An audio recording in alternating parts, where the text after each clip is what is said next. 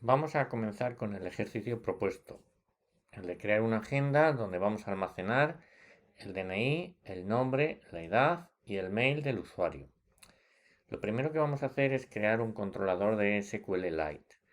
Para ello nos vamos a la opción de proyecto, nos colocamos con el puntero del ratón encima de la carpeta de el código de Java, botón derecho, New, Calling Class File. Seleccionamos clase y la vamos a denominar SQL controlador. Esta es una clase que vamos a crear para crear la base de datos, si no la tiene, y las tablas, y controlar todos los procesos de la base de datos. Y pulsamos la tecla Intro. Bien. Comenzamos ahora a crear la clase. Lo primero es indicar los argumentos que va a tener que solicitar la clase. En este caso es el contexto. Para ello, entre paréntesis, el argumento le voy a llamar context, que va a ser del tipo context. Esto es lo que vamos a tener que pasar desde la actividad. Vale. La clase es del tipo SQLite.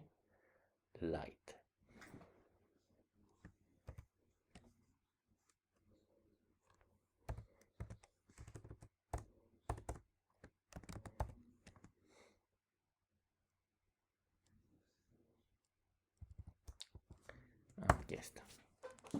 Bueno, como veis, se pone en rojo. No nos preocupemos, que de momento vamos a seguir y luego lo arreglamos.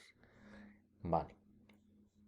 Entre paréntesis, los argumentos de SQLite, como veis aquí, es el contexto, el nombre de la base de datos que vamos a crear, la factory, que de momento eso no lo vamos a tocar, y el número de versión de nuestra aplicación. Vale. Context, el contexto.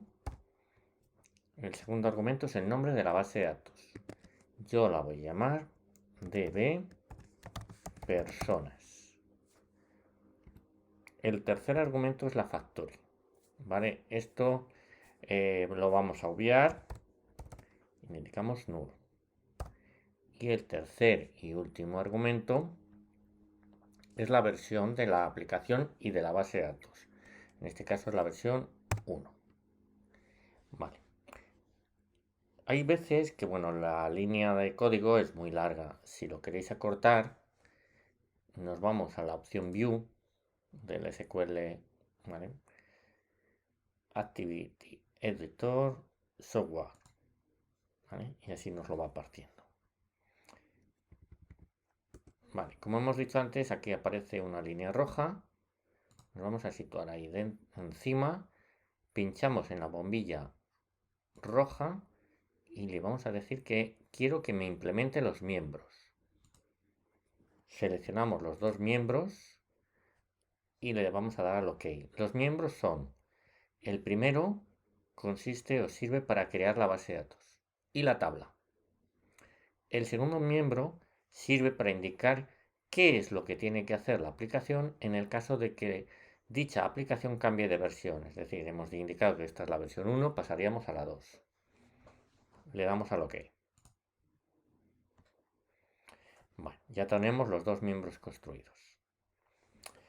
Bien, el primer miembro lleva como argumento una variable que la llama P0 del tipo SQLite Database. Vale. Esta la voy a cambiar de nombre. Yo la voy a llamar DB, de database. Y igual lo voy a hacer en este segundo miembro. Vale. La voy a llamar también DB. Vamos a implementar a continuación el código del primer miembro. En este caso lo que tenemos que hacer es indicarle cómo debe de construir la tabla de la base de datos que yo he llamado db personas. Creamos una variable a la que yo voy a llamar SQL. Esta va a ser de tipo string, donde voy a almacenar el código SQL para crear la tabla, perdón. Create table. SQL no distingue entre mayúsculas y minúsculas. Cuidado porque aquí hemos puesto crear tabla. A esta tabla la voy a llamar personas. Y entre paréntesis debemos de ir definiendo los campos. El primer campo le voy a llamar ID, de identificador. Este campo va a ser de tipo entero. Entero. Y va a ser la clave primaria. Toda tabla tiene que tener un campo primario. Es el que nos va a permitir tener la tabla ordenada y además que no se nos duplique la información. Además le voy a decir que este campo va a ser autoincrement.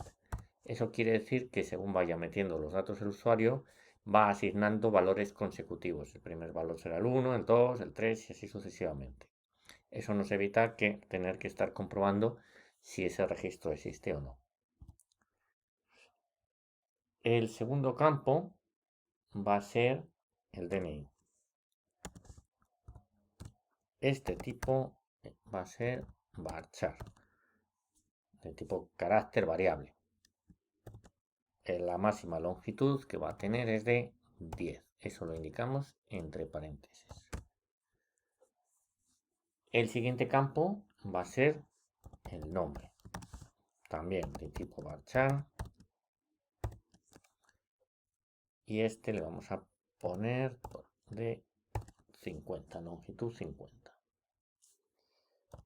El tercer campo va a ser la edad. Este va a ser de tipo también entero.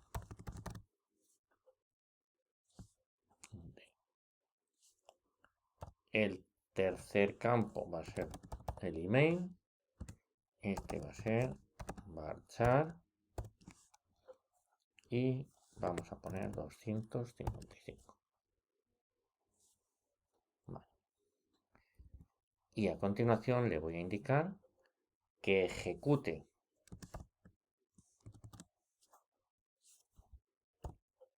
Para eso hago uso de la variable db que definí anteriormente. Aquí.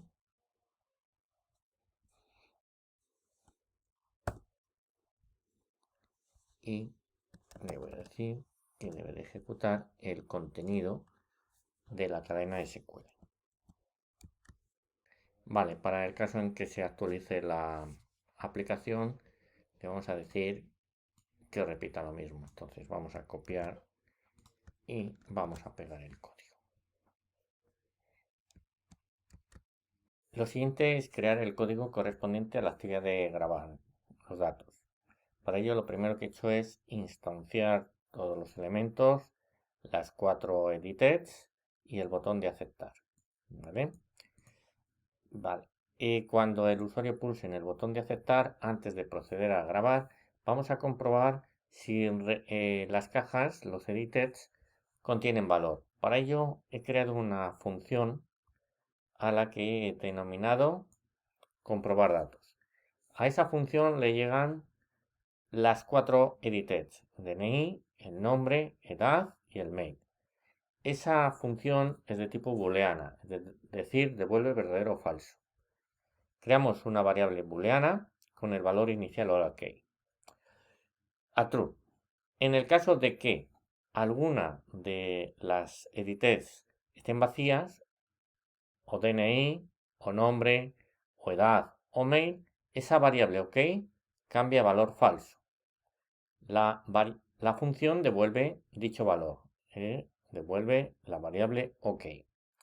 Entonces, en el botón de aceptar, Lo que estamos indicando es si la variable comprobar datos pasándole los editores DNI, nombre, edad, mail, si es verdadero, hará lo que venga a continuación del if, que ahora veremos. Pero en caso contrario, es decir, si no viene el valor verdadero, mostramos un valor al usuario, un mensaje al usuario donde diga los datos son obligatorios. Vamos a continuación a preparar el botón de aceptar. Entonces hemos dicho que en caso de que la función comprobar devuelva verdadero, bien, lo que vamos a crear es una variable, que la podemos llamar como queramos, yo la he llamado SQLite, del tipo SQL Controller, que es lo que hicimos en la clase que creamos inicialmente. También he creado una variable que se llama data, la variable que me va a permitir controlar y enviar datos a la tabla. Inicialmente la hemos asignado de tipo escritura. Va a permitir escribir en la base de datos, ¿vale? Y otra variable del tipo content values, que es la que va a recoger los datos y los va a enviar a la tabla. Es buena práctica en el tema de base de datos utilizar el control de errores. Entonces, entre las llaves del try vamos a meter el código susceptible de que en algún momento surja un error. En el caso de que surja un error, saltaría al catch. Y aquí, bueno, podemos crear cualquier procedimiento, mensajes o lo que queramos. Y el finally sirve para indicar lo que haremos en todo caso, en caso de que se produzca error y en caso de que no se produzca error. En este caso va a ser cerrar la base de datos, que es buena práctica, sobre todo porque las aplicaciones consumen bastantes recursos. Bien. Entonces, dentro del try vamos a ir indicando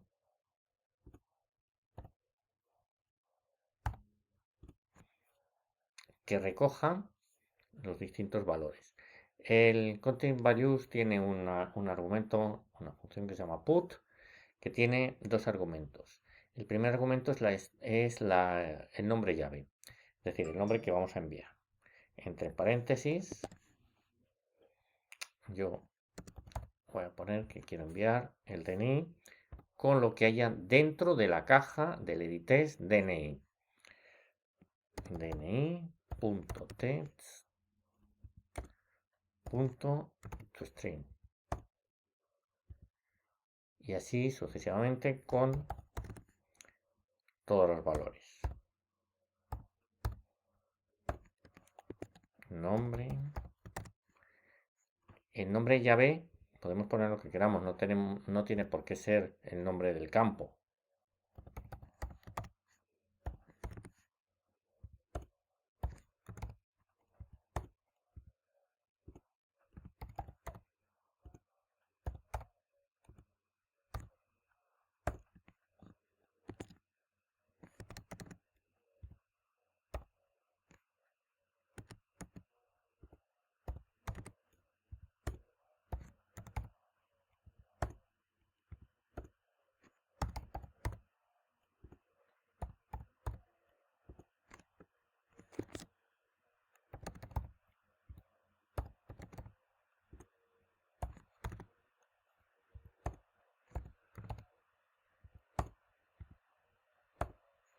Vale.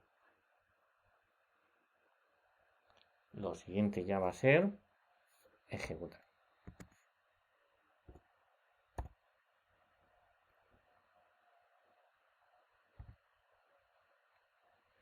Insert nombre de la tabla. Si no nos acordamos, vamos al proyecto. Vale. Y la tabla la habíamos llamado personas.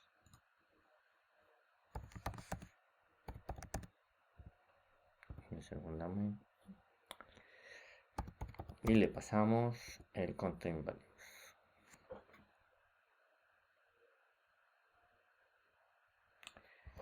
Y el segundo argumento es null content values.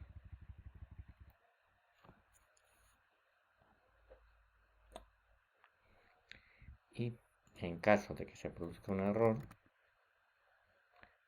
vamos a copiar este mensaje y le vamos a decir que se ha producido un error.